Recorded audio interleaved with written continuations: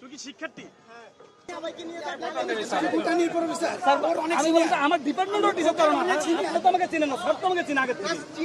আমাদের দাবি মূলত হচ্ছে একটাই, যে আমাদের যে 9 দফা দাবি ছিল সেই দাবিটা হচ্ছে সবগুলো হচ্ছে আর কি মানতে হবে, সেই জন্য আর কি।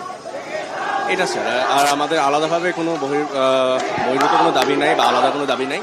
আমরা সর্বমোট যে ছাত্র সমাজ যেটা দাবি করছিলাম সেই দাবির মধ্যে প্রধান দাবি তো যেটা হচ্ছে আমাদের মাননীয় প্রধানমন্ত্রীকে ক্ষমা চাইতে হবে। তারপর আরো যে দাবিগুলো ছিল যে আমাদের হচ্ছে ভাই বোনদের যৌক্তিক হচ্ছে